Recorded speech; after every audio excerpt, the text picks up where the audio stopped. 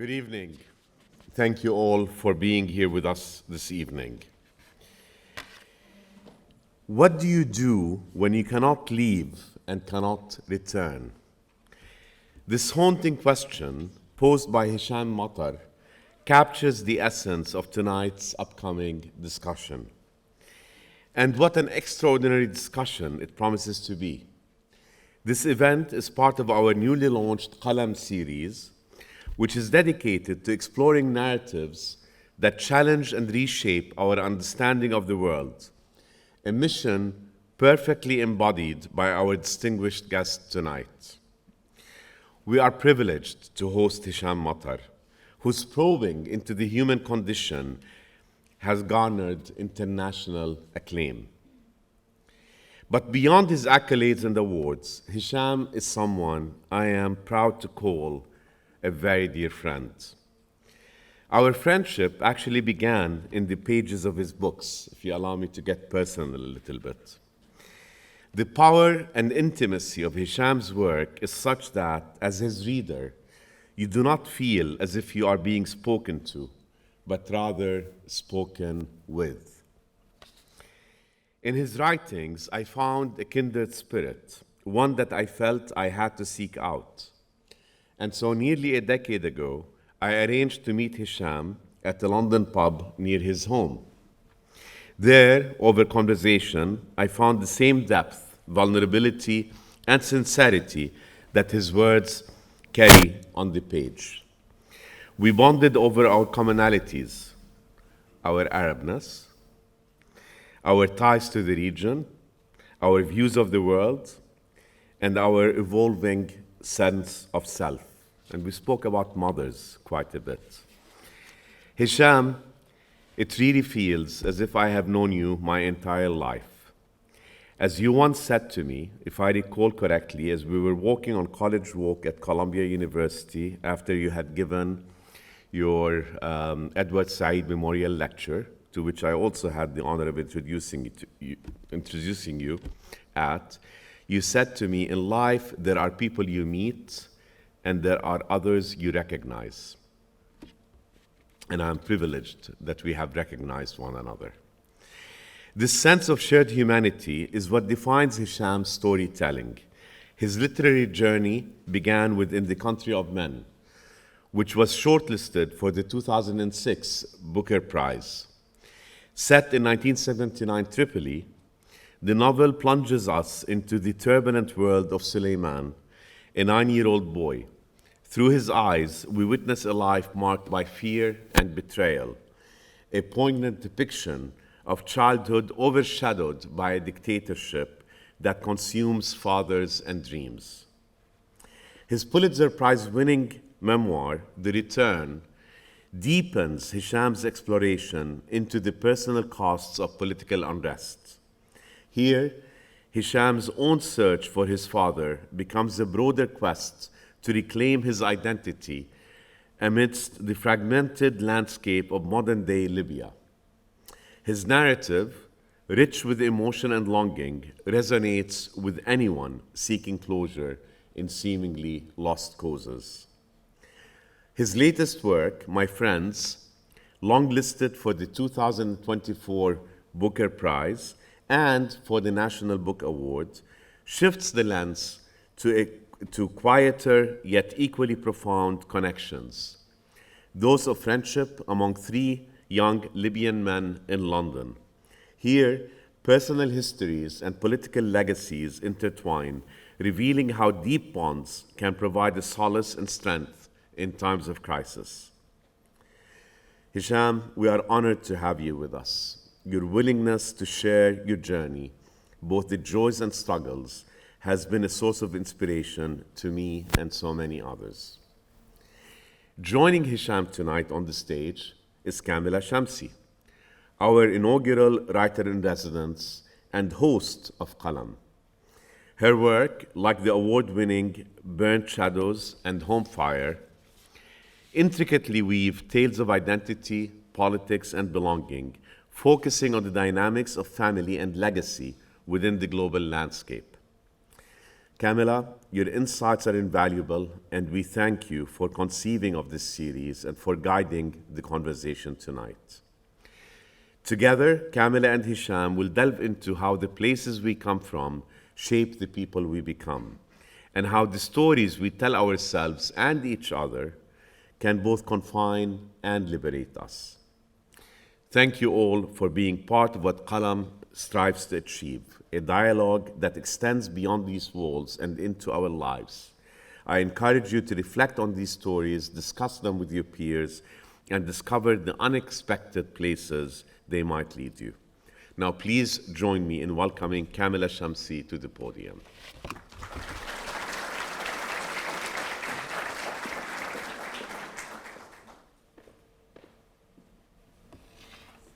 Thank you, Dean, and thank you to all of you for being here. I remember very clearly the first time I encountered Hisham Matar.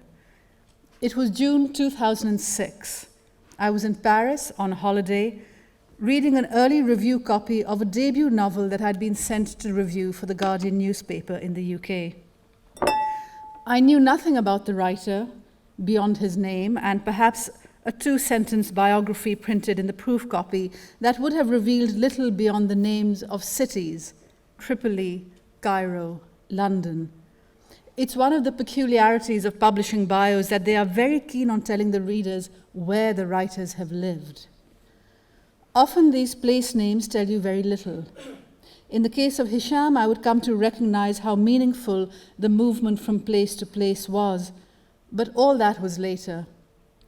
That summer in Paris, all I knew was that the book in my hands held me fast indoors, away from the sunlight falling on the Seine and Monet's water lilies and the strangely appealing mix of familiarity and unknowing that comes from walking through the streets of a city you've known since childhood without understanding the language that's been spoken around you. Hisham Matar's novel of a child growing up under a dictatorship brought to me an even more spellbinding experience of familiarity and unknowing entwined. I knew from the first pages that I had come upon an extraordinary writer. I wasn't the only one to recognize that truth on the basis of the first novel. As the Dean has pointed out, In the Country of Men was shortlisted for the Man Booker Prize, the UK's most prestigious award. It was followed by Anatomy of a Disappearance, equally acclaimed, in which the disappearance of the title is that of the narrator's father, a political dissident who is disappeared by the oppressive regime that he actively opposes. This detail of the novel overlaps with Hisham's own life. His father, Kamila Matar, was abducted in Cairo by the Egyptian authorities and handed over to the Libyan government when Hisham was 19. His memoir, The Return, published in 2016, engages with Hisham's return to Libya after the revolution that ended the Gaddafi regime, and his attempts to uncover the truth of what happened to his father. The Return was the recipient of numerous awards, both in English and in translation, including the 2017 Pulitzer Prize. It was followed in 2019 by A Month in Siena, a meditation on grief, art, and human intimacy. He returned to fiction with his publication earlier this year of My Friends, which was longlisted for the Booker Prize and nominated for the National Book Award, and won the Orwell Prize for Political Fiction. Back in 2006, when I was reviewing In the Country of Men, I wrote, "Whatever his subject, Matar writes beautifully. In describing the world of seas and mulberries, he's a sensualist. When writing of executions and arrests, he is a nuanced observer with a gift for conveying both absurdity and raw emotion. I don't disagree with my younger self about any of this, but the best books change with us as we change. And now what I see most powerfully in Hisham's writing is the clarity and precision of observation, married to a clarity and precision of style. I'm struck by how perceptive he is about the flaws of human nature, but I'm even more struck by the nature of his perception. Usually when writers are able to see all the cracks and contradictions of character, we use words like unsparing about them. But when Hisham Matar shows us human imperfection, he is tender. He sees and he makes us see that the world exerts enormous pressures on us. It makes us afraid and angry and vulnerable and lost. And our characters respond to these pressures in ways that may not be noble, but are entirely human. One of the abiding themes of his work is everything the world does to separate us from the noble, generous versions of ourselves. But also, there is always nobility and honor and love moving through his pages, reminding us of what is possible. And art. Art is always here, a place of refuge. From the very start, his work has had a place in that great pantheon of refuge. We turn to it for its wisdom, its beauty, its clarity, and its understanding of all the ways in which we fail ourselves and each other every day, and then all the ways in which we make the world worth living in, despite its horrors. We believe him, and we are grateful to believe him, when he writes this in The Return, in the midst of all the horrors that his family and his country have endured. What is extraordinary is that, given everything that has happened, the natural alignment of the heart remains towards the light. Please join me in welcoming him to the stage.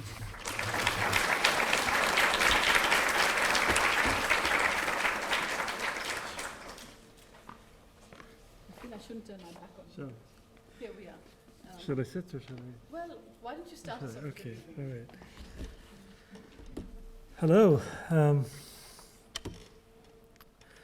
Good evening. Thank you so much for having us. My wife Diana and I are very, very happy to be here.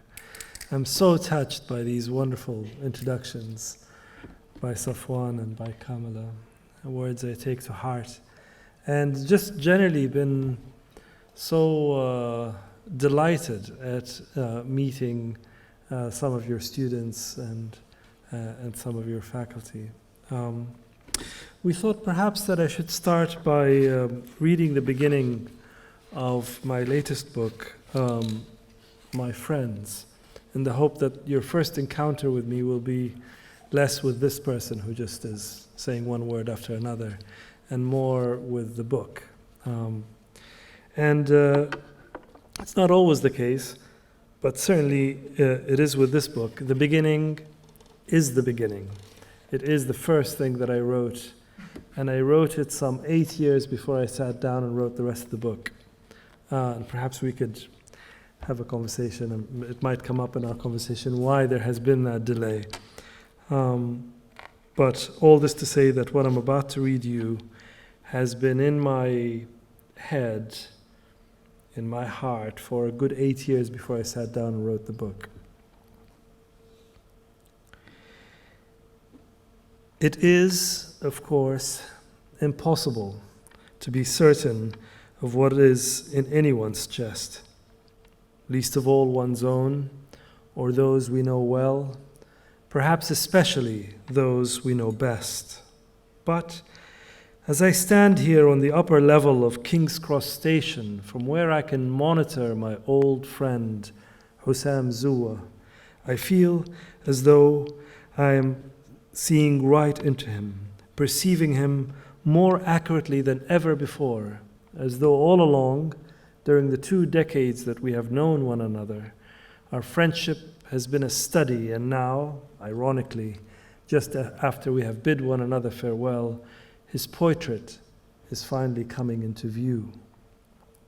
And perhaps this is the natural way of things, that when a friendship comes to an inexplicable end, or wanes, or simply dissolves into nothing, the change we experience at that moment seems inevitable, a destiny that was all along approaching, like someone walking towards us from a great distance, recognizable only when it is too late to turn away. No one has ever been a nearer neighbor to my heart.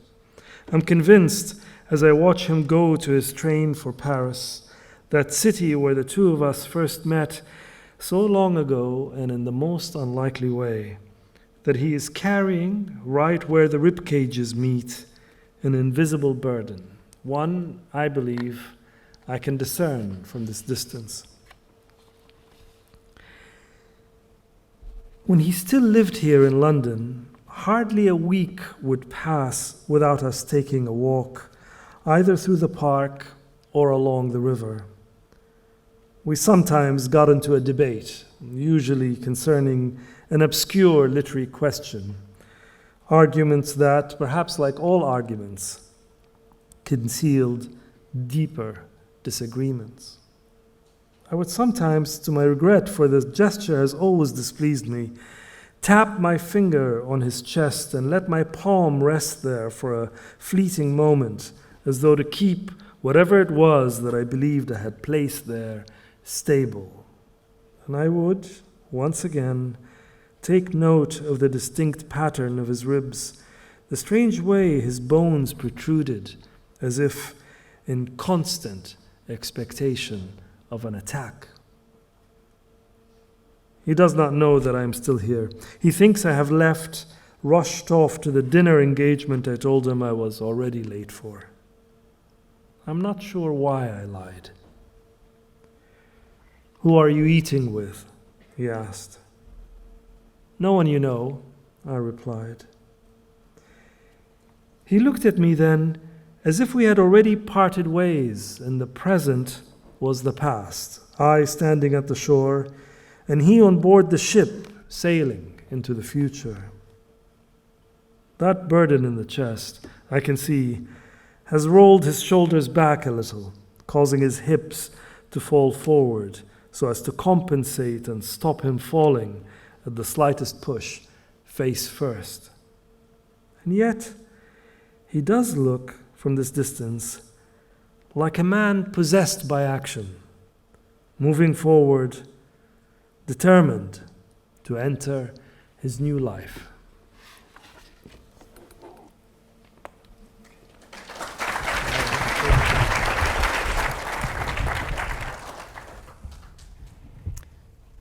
Can we talk about how that started? It's a book you'd been thinking about for, as you said, for many years. Yeah. Which means that when you said you've been thinking about it for many years, does it mean there was an idea of, I'll write about a man and his two friends? Or was it something that, while you were doing all these other books, was sort of working away beneath? Immediately, at the same time around the Arab Spring, which was an event that I was deeply embroiled in, by which I mean I was following it very closely. I had very close friends who were involved. I had family members who were fighting in that struggle. And during that time, I became aware of something that is very difficult to talk about within any other conversation, I think, outside of literature, which is that what people end up doing, how they end up behaving in such contested, heated moments of history, urgent moments of history, has as much, I believe, to do with everything that we suppose, right? Their ethics, their ideas, their commitments, their politics. But it has also as much to do, I believe, with questions of temperament, with their likes and dislikes, with, to give a small example, we all know people who are enlivened by argument, who get excited by a good argument. And we also know those, like the poet says, who believe that arguments convince no one. And those two people might be just as committed to whatever it is, but respond differently. And I've seen during those heated days, I've seen how these questions of temperament were influencing what people did and didn't do.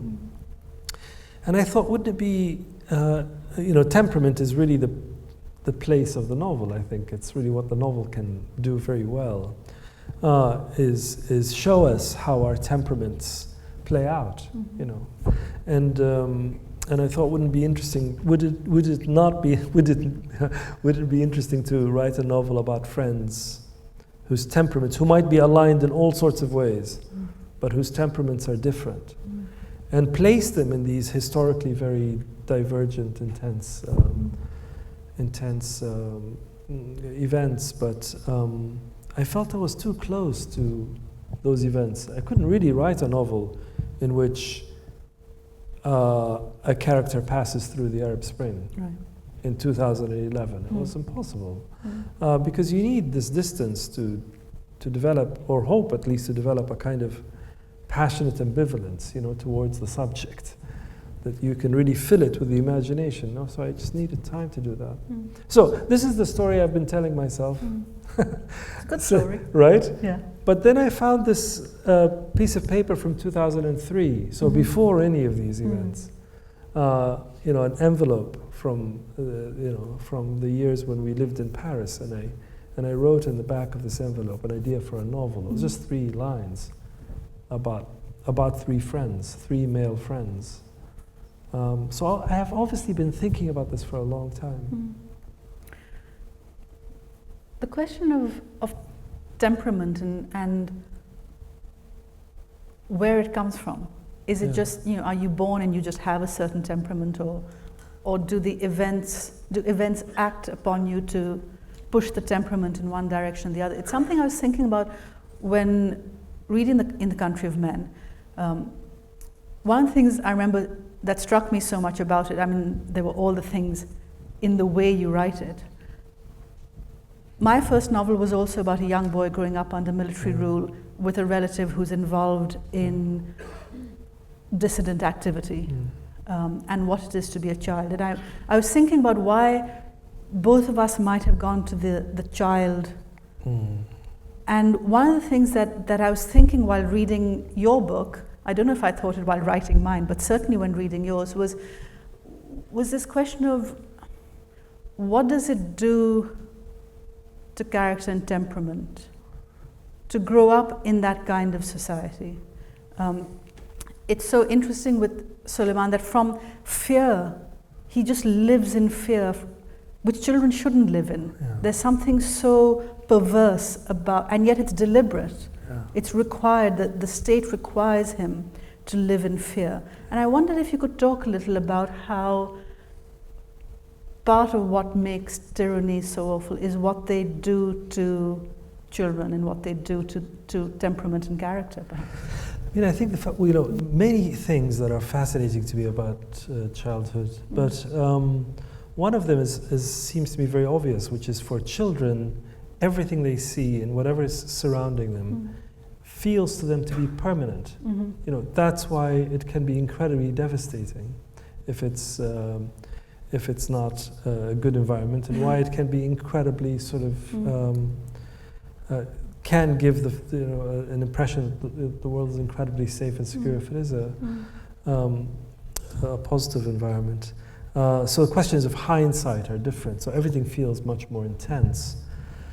And in The Country of Men, it served the narrative purpose to have a character who is totally encapsulated by this reality. Now in hindsight, I can speculate at the decisions I made then. It's all we can do is right? Speculate really. And one of the reasons perhaps is because dictatorship, and particularly the dictatorship that we had in Libya, is also jealous. It's jealous of your attention. Yeah. It really wants you, it's very desirous of your attention. It wants you to think about it all the time. And so it had a particular interest in enveloping you. So that and the fact that childhood itself feels incredibly immersive seem to serve the purpose of the novel. And of course, the other subject that's in the novel is how tyrannical gestures of power. It's a novel on some level that is interested in the transaction of power. can also be societal, not political. You know, they can also be from men to women, or from. And the book is looking at both of those, really, both of that, both of those possibilities. Yeah. I mean, there is within it the father who's the political dissident, but actually the most central figure is the mother. It's the mother, yeah. And we're very aware of the tyrannies of power in relation to gender.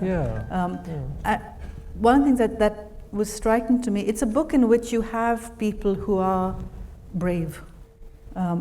In a way that it called to mind this line by the writer Nadim Aslam, where he said, he was talking about Pakistan, but I suspect it equally applies to Libya. He said Pakistan is a country that creates the bravest people, but no country should ever require its citizens to be so brave.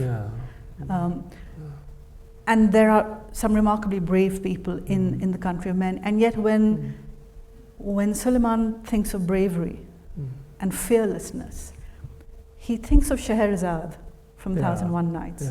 Why?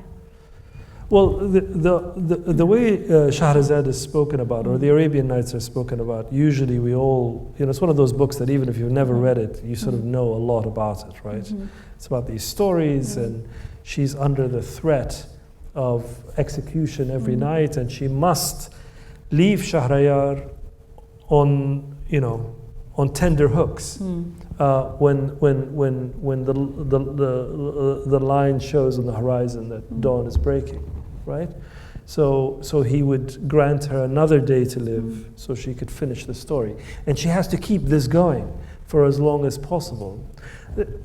This is all fairly well known.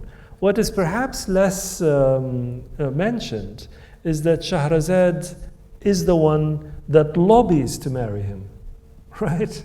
So here's a ruler who was otherwise actually quite fair-minded. By comparison to his brother, he's the one that was more just, and he had a very tranquil kingdom. And then he discovers that his wife was being unfaithful with the house servant, and loses his mind, and he loses his bearings. He enters into a state of revenge that is unquenchable. He basically vows to marry a virgin every night and then murder her, and do that every day. This is his guarantee against jealousy, as it were, right? This is the scheme that he comes up with. And it destroys the place, because of course he's the king, so he is marrying the daughters of the nobility, and he begins to really destroy his own country. He's cannibalizing it. He's eating his own children, as it were. And Shahrazad, her father, is the man who is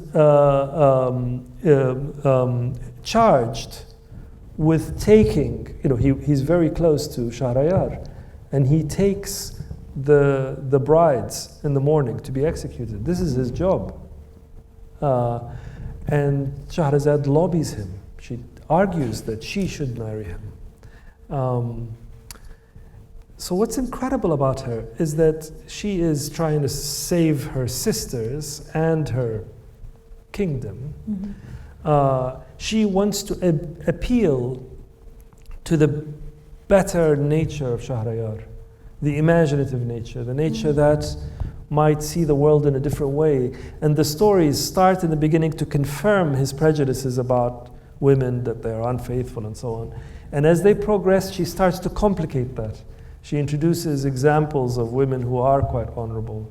She also promotes to him the virtue of forgiveness and mercy. So she's doing a lot in those stories that is fascinating. And the first thing, arguably for me, the most important line in that whole story is when she says to him in the first night, she says, "Do I have your permission to tell a story?" Right? That's a very dangerous question, because you're having to agree to something that you don't know what the outcome of is. And I think that's also part of the contract that happens when we pick up a book and read it. We have to give ourselves over to what might occur between us and the book. So Shahrazad's bravery has always appealed to me because she has a kind of faith in the possibility of diversion and conversion, right? But also imagine to sing under the sword like that, you know? To be coming up with these stories when you could be killed in a couple of hours. It takes a great deal of grace, I think. Yeah. I think And she was real, of course. Of course. As everyone in fiction is. I found myself thinking a little bit differently, not of the novel, but when I was reading the novel, I think when I finished it and I came up and I was thinking, and I realized that there was something I learned about that novel when I read The Return, which was that when the novel came out, a sort of file was sent to Tripoli about you. In the Country of Men. In the Country of Men. Yeah. And that someone from the Libyan embassy turned up your first reading, and that it was determined it was no longer safe enough for you to go to Cairo, which is where your mother and brother were. And so there was this weight attached to it. And I wondered, when you were writing the novel, I mean, you talk about singing under the sword. I know you weren't under the sword as such, but to what extent were any of those thoughts in your head? And did you have to write through fear, or did you have to push fear aside? What was, in the way that the dictatorships are jealous for your attention. They want you to be thinking about them, certainly when you write. No, it's always fascinated me how the Libyan dictatorship was very interested in literature. It wanted to if you wrote something that it didn't like, it really was concerned. So you could accuse it of many things, but you can't accuse it of not taking literature seriously.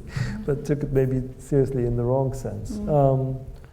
So I don't know. It was all that was very difficult for me. I can't. I don't want to give the impression that I had some strategy with which I was navigating all these things. I would sort of take one step forward and then wonder what the consequences are. And you're sort of maddened because I think part of the strategy is the consequences, the repertoire of consequences is so broad that it's very hard to judge these things.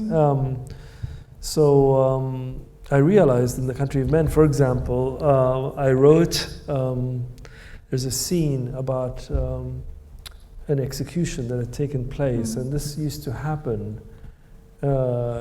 in my country, where the dictatorship would give orders to people to turn up to the stadiums. So there'd be some fancy new stadium, new basketball stadium, just built.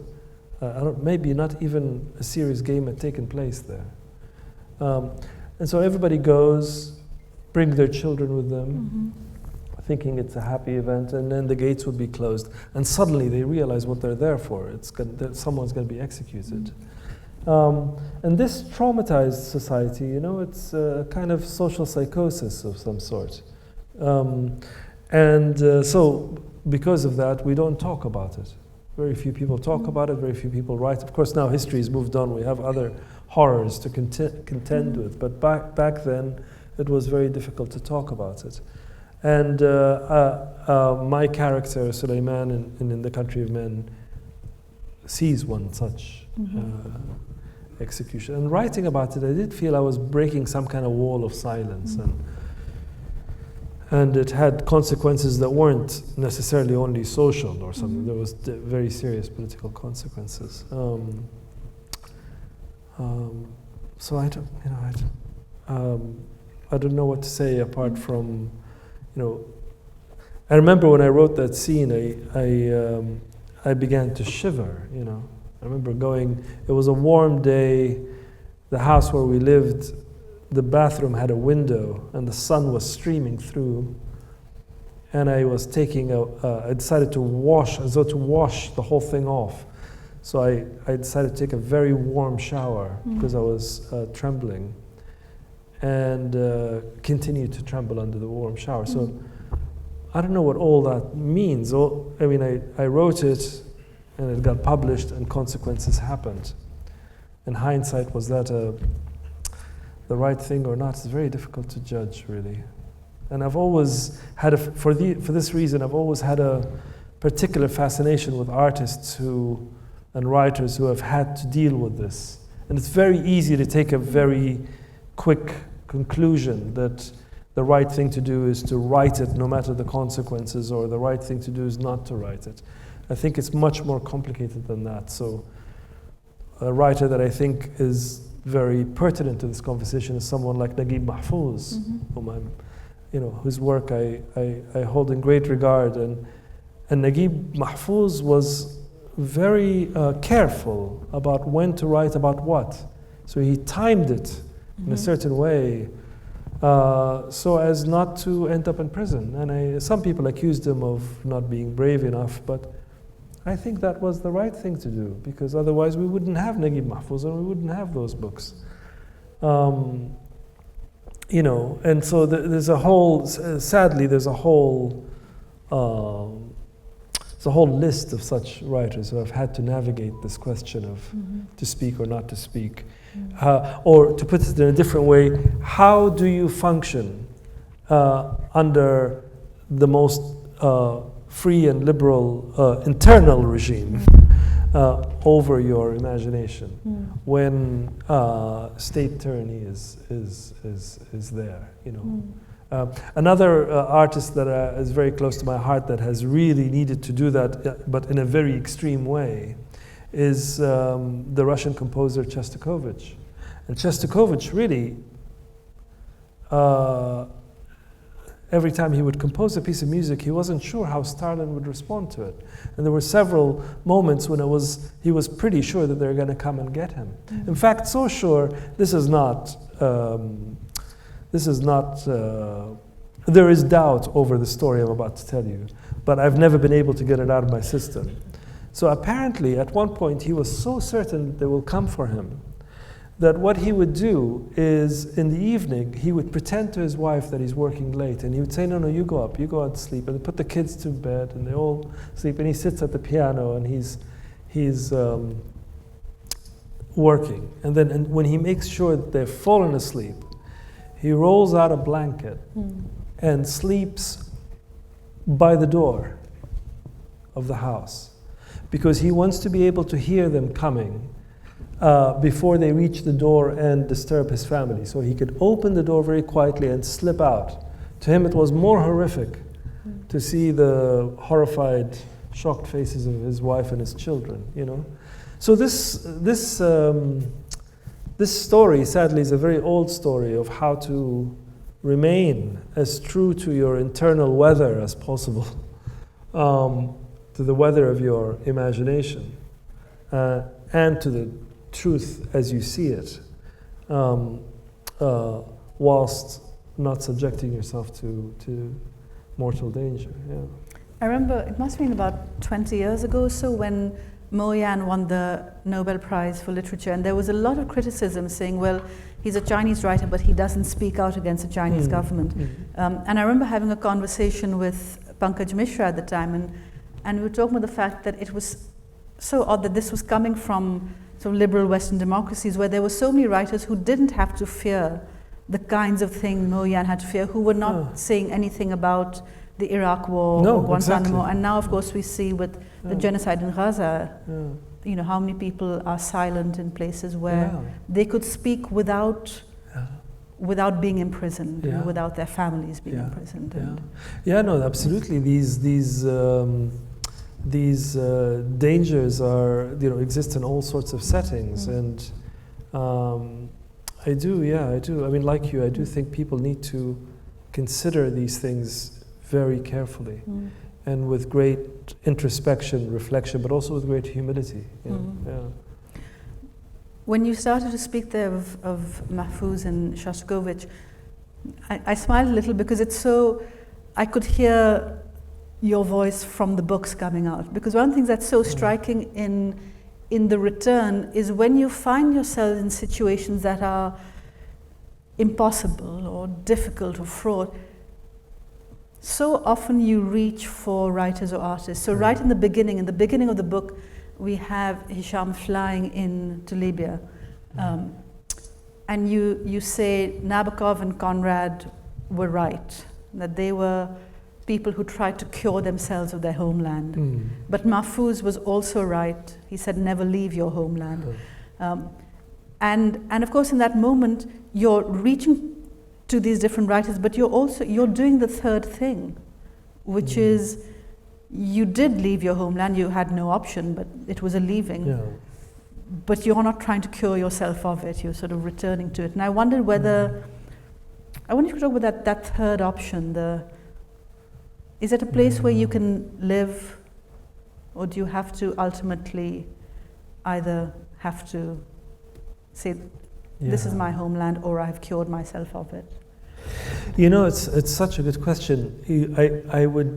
I don't really function, at least not consciously, maybe subconsciously I am.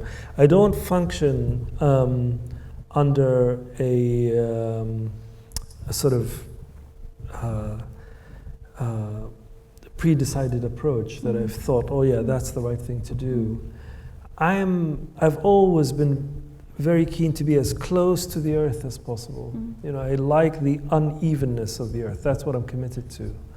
And so I want to take it one step at a time and be attentive to those. And in my life, I've tried to do that best I can. And that's, so when I decided to go back to Libya, it was a decision that was made, you know, in the company of so many other things, other concerns.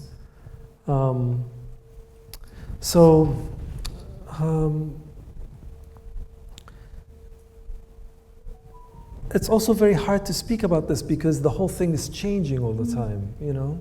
The relationship that I have with Libya, like the relationship I have with everything else in my life, is always growing, you know, and changing in ways. But I have to say that nothing has been either as delightful or as difficult, you know. And I am, notwithstanding the fact that I've, you know, I write a lot about the particularities of my life, if you want to put it that way, you know. I've written about my family, I've written about myself.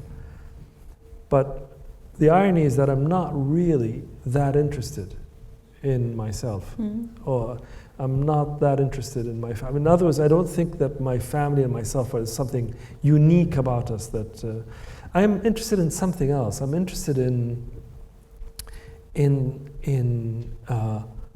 all the things that connect us, and my personal experience serves me to reach for those things. So I'm sort of moving not from the general to the particular. I'm moving from the particular to the general, or that's at least that's what I think I'm doing. I don't know, you know. And so I mean, another way of seeing it is I think that there's this subterranean network of human emotions and ideas and histories that connect us all. And one of the things that literature does is that it taps into that well, you know, tries to touch one of those. At least that's what it's done for me as a reader, and that's what I'm hoping to contribute to, you know. Yeah, because I mean, in some way, and I'm sorry if this sounds simple-minded, but I am really genuinely flabbergasted by the experience of being a human being. I'm not over it. I mean, you know, nothing that has ever happened to me has been either this incredible or this painful. You know, nothing has broken my heart more than being a man. and nothing has made me more overjoyed, you know. It's an experience, in other words, it's filled with such contradictions, and each one of us is born into stories and into the aftermath of our histories, and into an inheritance. And it's always, it doesn't matter who you are or where you're from, the inheritance is filled with contradictions. Your brothers and your sisters are wonderful people, and your brothers and your sisters are the worst possible people on the planet, you know. Mussolini is my brother. Gaddafi is my brother. Virginia Woolf is my sister. Nelson Mandela is my brother. And everybody in this room, you know. And that scale, the scale of that reality, should be taken with great seriousness. It should be approached with great humility and great seriousness. And literature is involved in that. You know, that's what it's thinking about.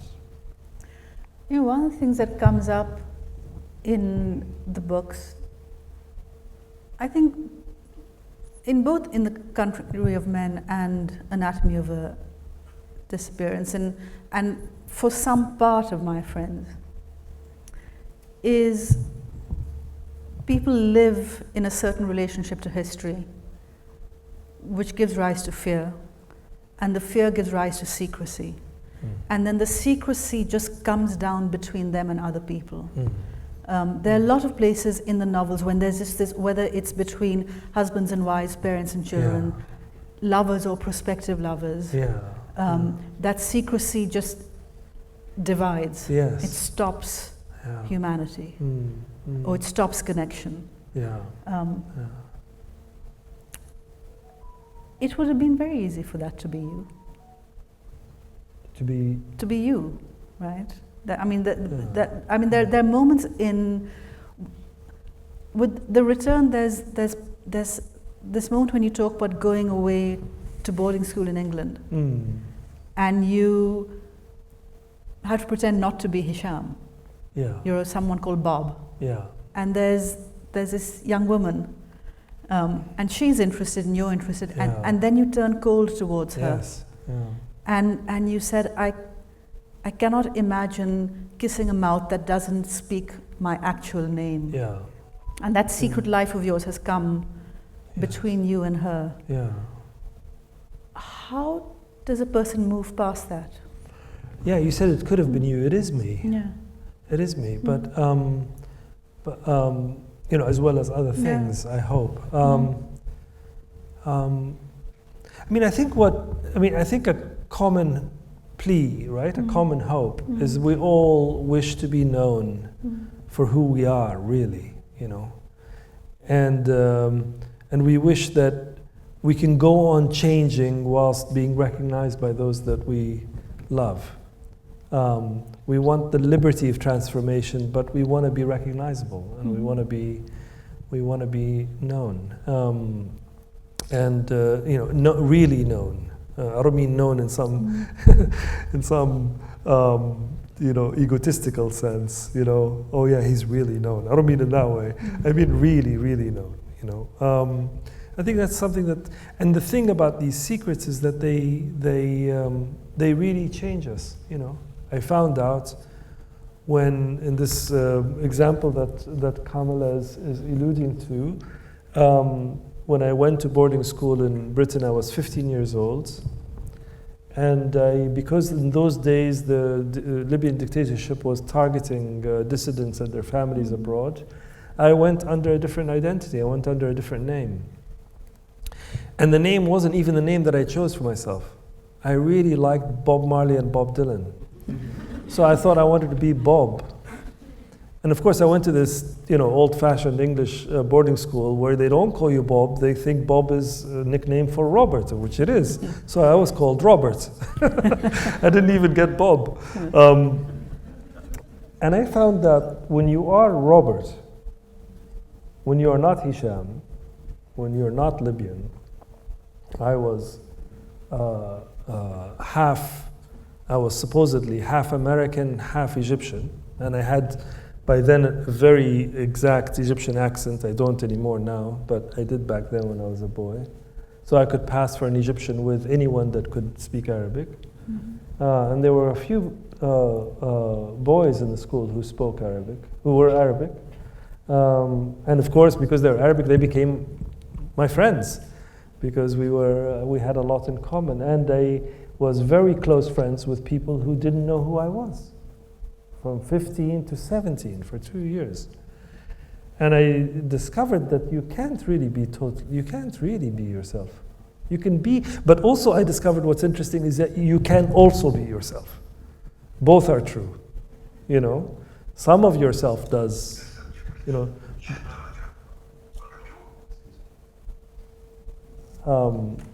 Some of who you are does come through. Of course, because the person that was with them was me. But also so many things about myself are not possible in that situation. So this theme of secrecy and how it foreshortens or complicates intimacy is something that I can see keeps reappearing in the books. In my friends, the character that was narrating the part that I read to you had come to Britain to go to university, and then attends a demonstration that perhaps some of you might remember. In 1984, there was a demonstration in front of the Libyan embassy, then was on St. James's Square, and members of the embassy staff sprayed the demonstration and wounded 11 demonstrators and killed WPC Yvonne Fletcher, the young policewoman working that day. And I've met several of those Libyan students who had demonstrated and been wounded that day. And of course, their whole lives have been upended. They can't go home. They have been surrendered to a future that they did not choose. And they have to improvise a new way of being, a new life. And the secrets that Khalid, my narrator, has to keep from his family back home over those phone calls, why he doesn't return, what is he still doing there, what's happening. He has to make up stories to protect them from the truth. And those stories do start to affect those relationships, you know. So yeah, I don't know. Don't know what you can do against that. You wrote My Friends after, there was the return and then there was a month in Siena, which is a beautiful meditation on art Sienese and paintings, intimacy. And in it you write quite movingly about the fact that after this experience of going to Libya, you basically went to look at paintings for a month. It's a beautiful book. My Friends was a return to fiction after quite a while of living in non-fiction for a while. What did that feel like? Oh, it was very liberating and very energizing. I'm really I think I'm a fiction writer, really. And I write non-fiction. Those books, I've written them a bit like how I imagine a novel is. In both of them, I thought, oh yeah, this could be a novel, you know. By which I mean the shape, the structure, the things that are, the way narrative and ideas are organized, you know. And also My Friends is just a very different book. I mean, one of the things that I find very interesting about writing is that you write the book, and people think that you write a book when you have found the language for it. When you know, like I used to think, the person has written a book, has exacted a command over a subject, and has figured it out, and sat down, and she wrote the book to tell us, the rest of us, what she has figured out. And I found that, for me at least, not like that at all. In fact, the moment you sit down to write is exactly the moment when you don't have the words. You write in order to find the language. Writing, in one way, writing is trying to find the right words to express the unsayable, the thing that you feel but don't have the words for. You know? But then the other surprise is that I found that each book, I've written it, of course I have written it, but also the book in some ways writes me, you know. it influences what I write next, not always in obvious ways. And with my friends, I just felt all of my children behind me, you know, all the 4 books I'd written up to then. And I felt the scope was different, the range for the book, you know, and the way it's organized. And it's a book about contemporaries. Most of the books before have been about fathers and sons in some way, or have been about being living in the aftermath of something, or contending with the complexity of a personal history. And all of that, some of that is in there in my friends, but it's really a book about contemporaries, about a set of friends who are trying to improvise a life together in London in this strange situation that they have found themselves in. It's also a book that is very much about London, right? Because it's told on a walk. What I read you is Khalid bidding farewell to his friend Hisham at the train station, and then he decides afterwards to walk back to his flat in Shepherd's Bush. And the walk takes about 2 hours and 20 minutes or so. And he narrates the whole book. He narrates, you know, some 30 years of events in 2 hours. So the whole book really, the novel is really only lasts 2 hours and 20 minutes. But in it there's so much else. So all of that I felt was in some ways that aren't always clear to me, contributed to by the books that I've written.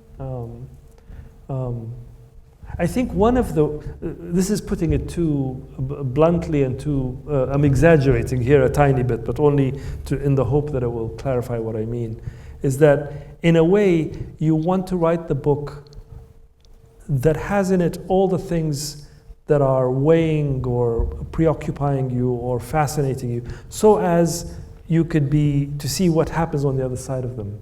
So I've never understood writers who say, no, you must ration your whatever it is, your material or something. No, I don't want to ration anything. I want to have the whole thing.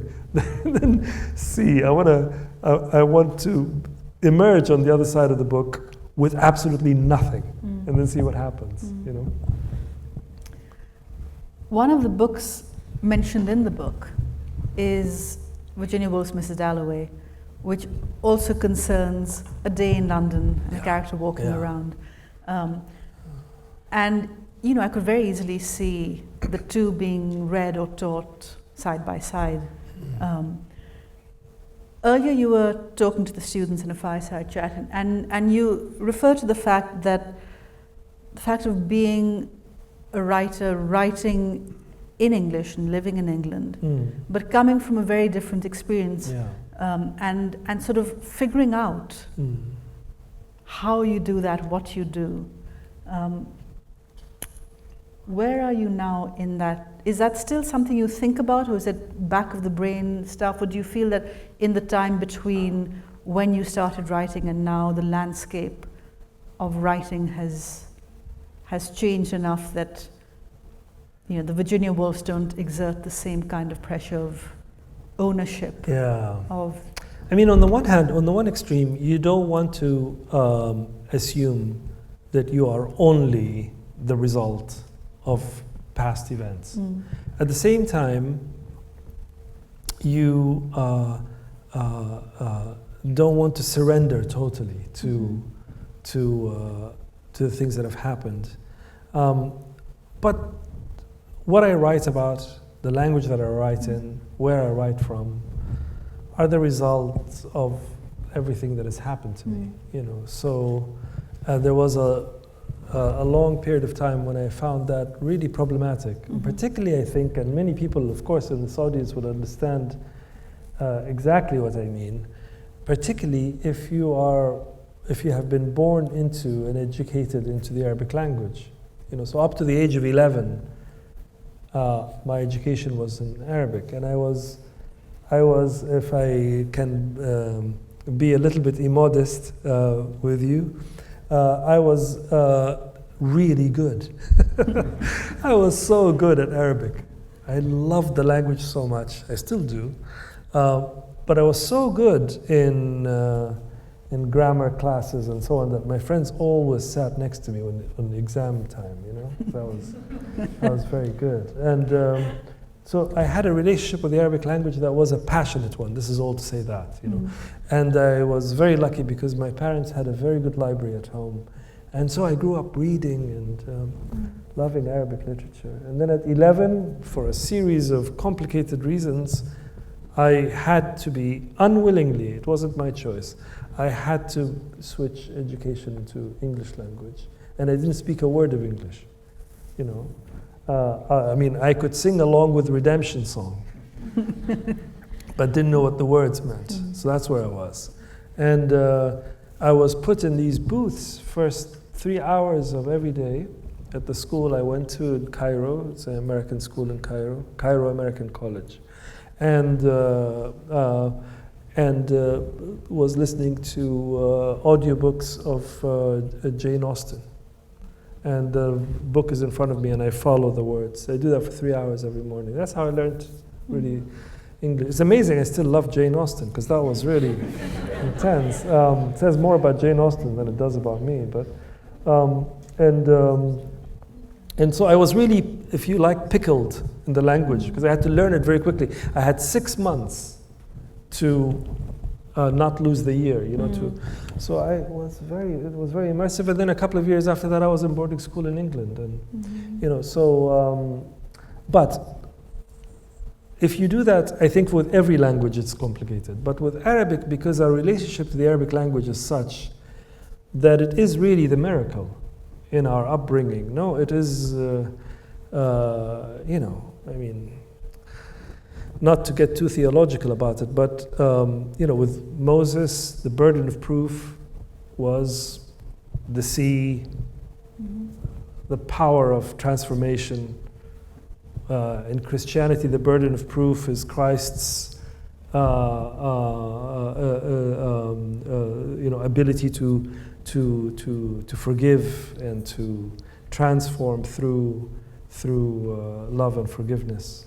And in Islam, for us, the burden of proof is the language. Prophet Muhammad ﷺ had to prove, you know, his credentials. It was the language. So this complicates in very interesting ways the relationship between anybody who is interested in linguistic arts, if we want to put it that way, and the language, you know. And all of these Arabic writers had to do something with that. Sometimes it's very restrictive, sometimes it's liberating. You know, one of the things that's phenomenal to me about Naguib Mahfouz is how he manages to find a language, an Arabic language that is modern and very close to how people actually speak, but where a grammarian can't fault it, you know?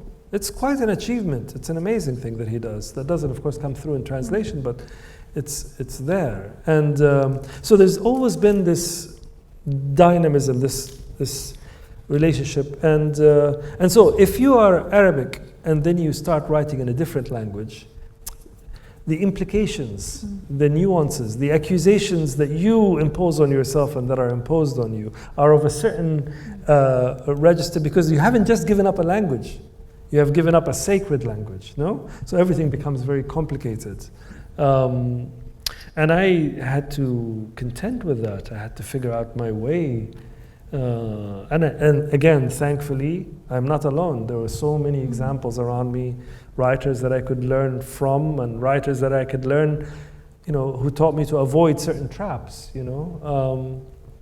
And you know, with the years, English has become my language. I am an English language writer. I am an Arab who's an English language writer.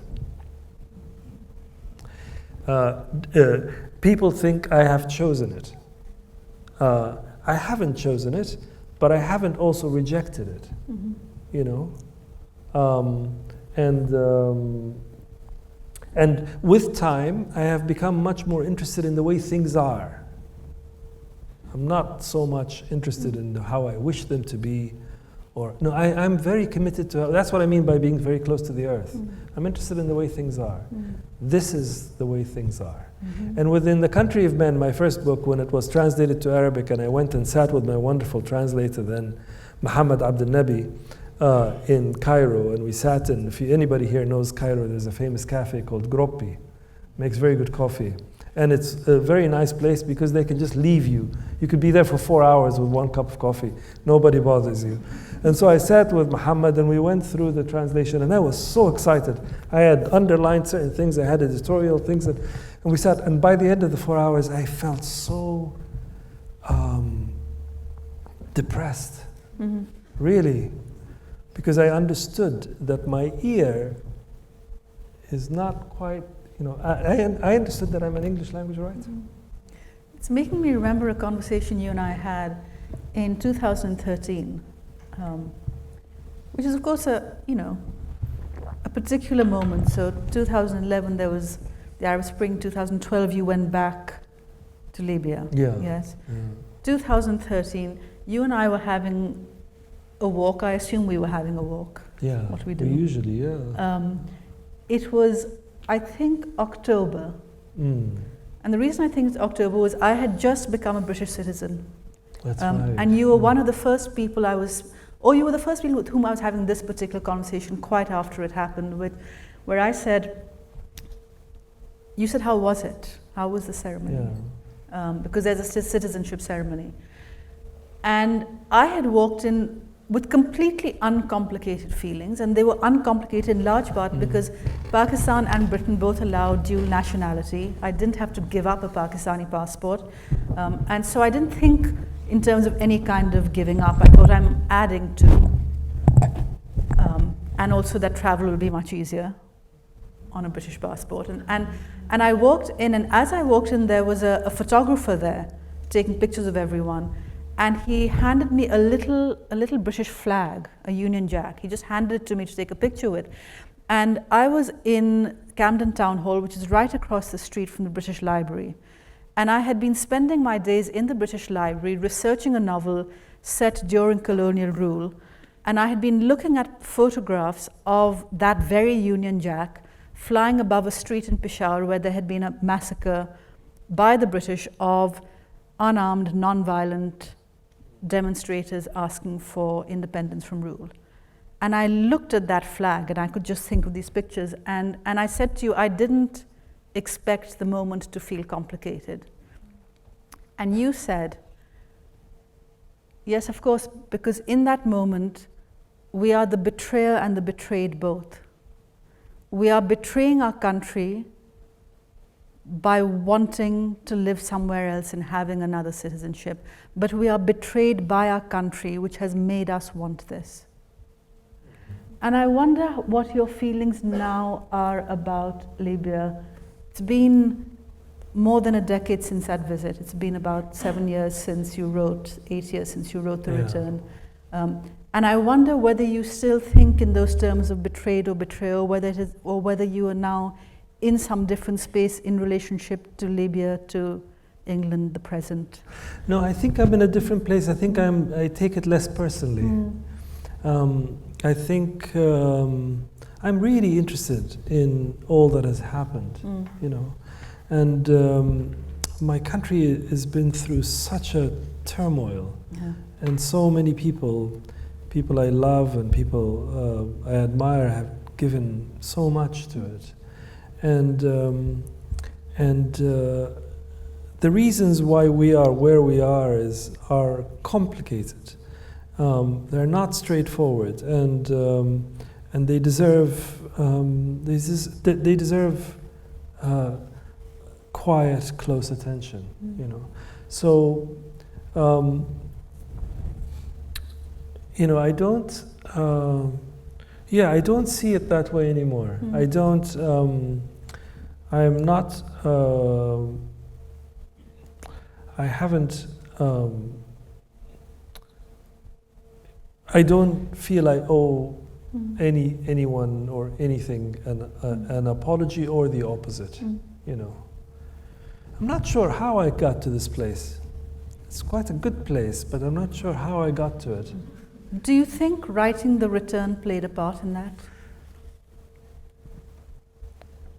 Maybe. I mean, the Return was a kind of state of emergence for me, because I grew up in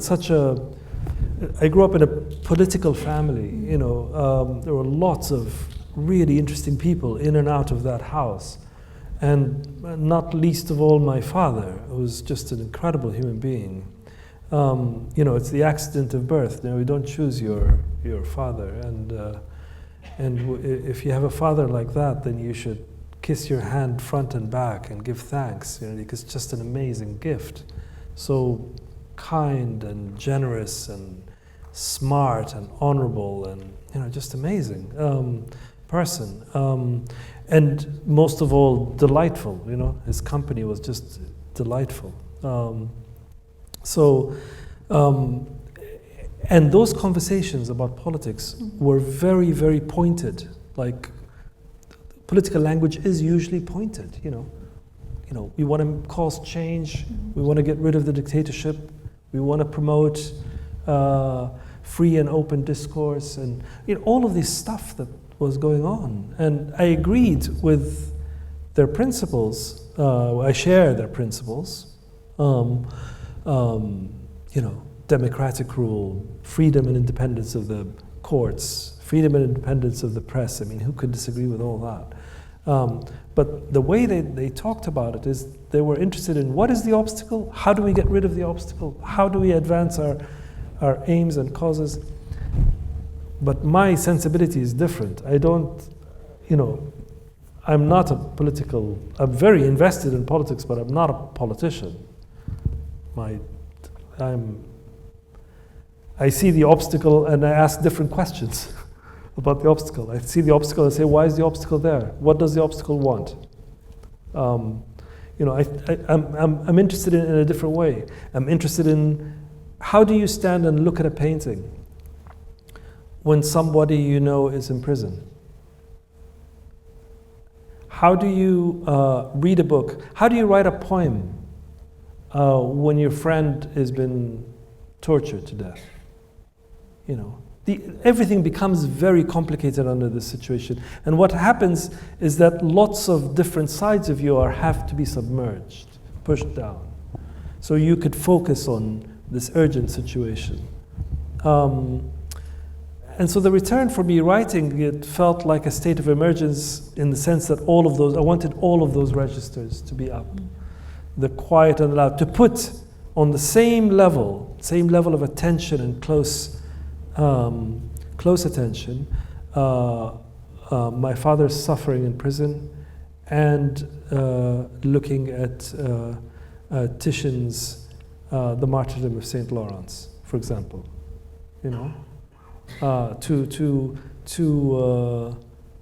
attend to everything that has called on me or has pulled me in this way. You know? And again, I return to my father because he is a big part of this liberation, if you want to call it that, because my father's registers included lots of this. So we have letters that he wrote from prison that were smuggled out at great risk to people who had done that, very brave people who did that. And in those letters, they're really, for me personally, phenomenal objects. Letters that in the last 30 years I've only managed to read maybe 4 or 5 times. Notwithstanding that, they contain such a range of somebody's sensibility, you know, humor, ability to really tell you, not hold back, you know, tell you the features of this horrible existence that he was condemned to, but also quoting, you know, poetry. My father had almost like a library of poetry in his head, so he was quoting poetry and anecdotes, and so it's just, you just get, you know, he was incarcerated, but he was all there, you know. And so I became more and more interested in that possibility that you could write a book where everything was there, you know. You speak of attending to things, and I must attend to the audience. Yeah. We have a few minutes for questions. If you could raise your hand, and if I could ask you to be very succinct so that we can get through more questions, and also to try and relate the questions to Hisham's work, because I know sometimes we want to ask a writer about, I don't know, the horoscope or something. So the lady over there, who's her, if you could just wait for the mic to come around. Thank you, Kamila Shamsie and Hisham Matar, for this captivating talk. So my question is, Hisham Matar, how did you manage to survive the pain of not knowing about your father's situation and write about it so beautifully and still keep your sanity? Well, I'm very glad that I've given you the impression that I have retained my sanity. Thank you for your question.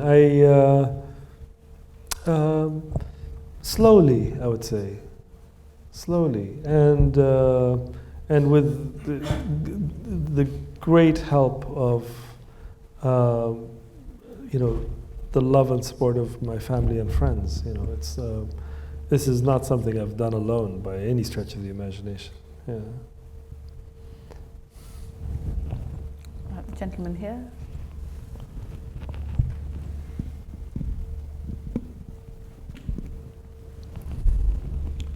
Thank you very much. My name is Ayman Khair. I'm a Sudanese Canadian.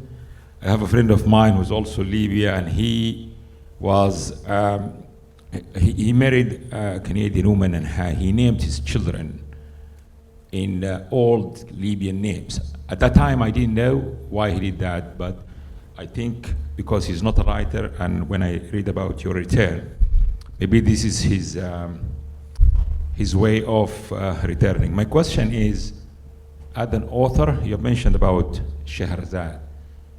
I'm a novelist also, and how do you deal with the idea of suspense? Understanding Shahrazad, she was creating a suspense which will let her gain another day. So when you're writing your novel, the idea of the suspense and keeping the reader interested, how do you deal with that? And also the issue about, you mentioned in your speak about the internal critic about what you are writing, how the audience will look at your book. How do you deal with that when you're in your writing journey? I mean, I don't think I think too much about suspense. I'm after something slightly different. I'm after, I'm obviously,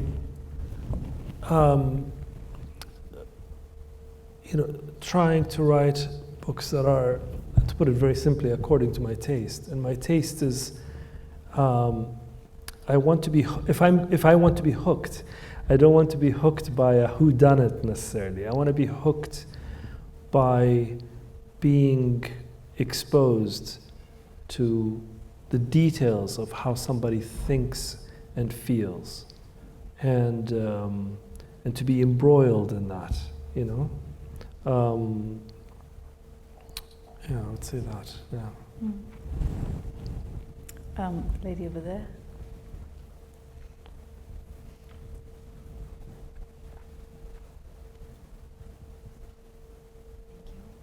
Dr. Nibras Ibrahim, researcher and journalist.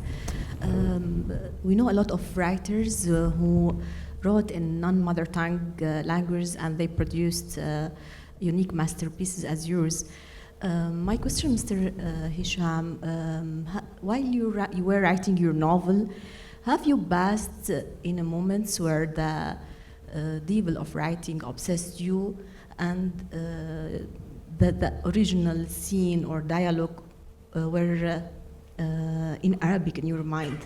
As we know, always the mind operates in the mother tongue language, even if you are fluent in more than one language, but the moments when you think deeply or unconsciously, always it goes back to the mother tongue language.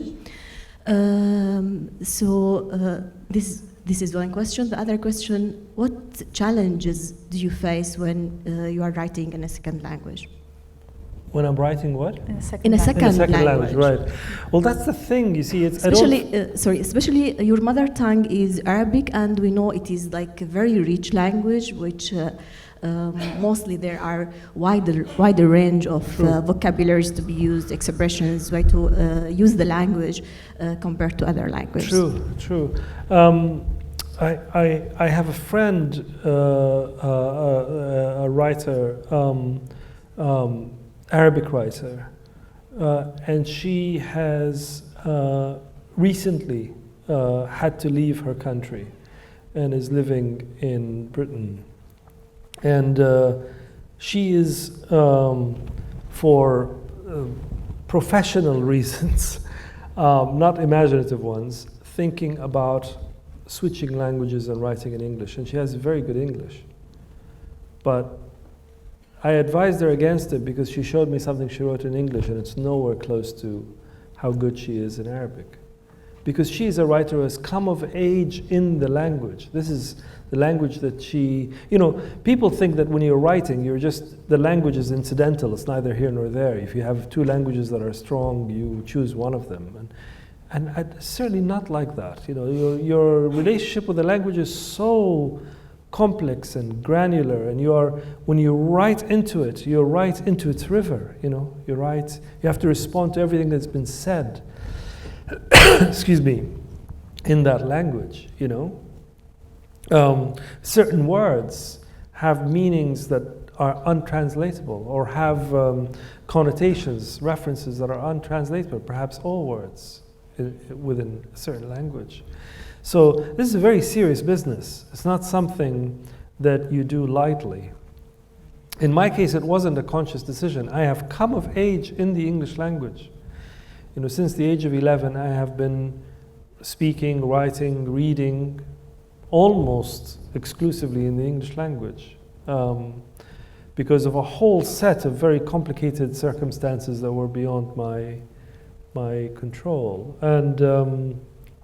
And so I'm not translating myself from Arabic to English when I write in English. I'm translating from the language before language into, like all writers do, into my most dominant language,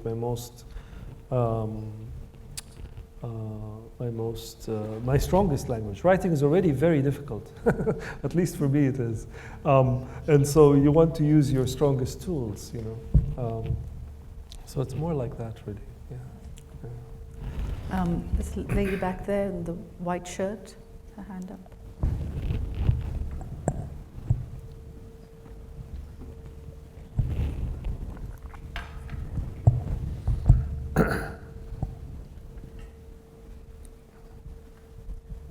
Hi, thank Hello. you, Mr. Hisham. I just have two questions about your return. The first one is, were there specific questions that you came back to Libya searching for? And the other question, and I am from Gaza, that's why I'm asking this question, how did you deal with the fact that there is no familiar return to something that you experienced, because people in our context, they are facing traumatic events that are changing the people, changing the nature of the society. So how you are dealing with these feelings? Thank you. Oh, well, that's...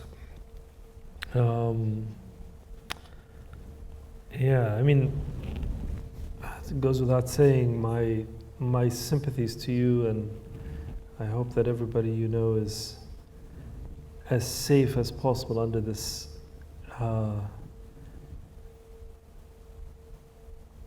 criminal and deeply inhumane situation that we're all observing. I can't possibly say what it would be like, or try to even imagine what it would be like for you.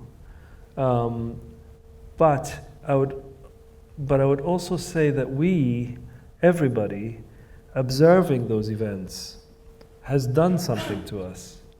It sits with us in ways that aren't altogether obvious to us, you know? How we accommodate or not accommodate or endure or record or think about, how it changes the fabric of time itself, you know, the minutes change. You know, what happened to me was, and what happened to my family was terrible, but I think what's happening in Gaza is on a completely different magnitude of horror, you know? Yeah, I don't know what else to say really, but that's, yes. We have time for one last question, sure, so yeah. Hisham's going to... No. I don't have a question, but Yeah. you took me back. That's always a bad beginning. I don't have a question. No question, seriously. So you took me back a long time when I met your dad. So me and your dad, we were involved before he went to Egypt. Actually, I was with him before he went to Egypt, like 2-3 days. And we had very good time together in that sub-Saharan country. And he was a good man. You described him. We had great time together, and when you were talking, I was trying to see the resemblance. Yeah.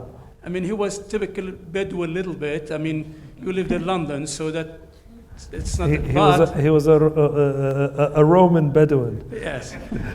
We called him al-Muqaddam, Lieutenant Colonel. He went to the military school in Iraq. That's right. And that's where my uncle, Allah Rahman, went to, and that's how we came to know each other. Right. As soon as he saw me, he said, Inta Khalik Khalifa, in his slang, my uncle.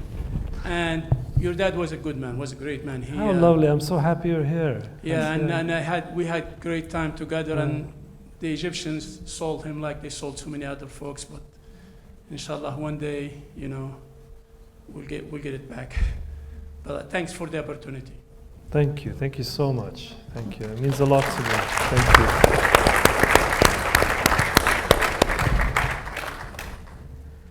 I think that may be a note to end on. Thank you to all of you, and thank you so much, Hisham. Thank you, Kamila. Thank you all. Thank you so much.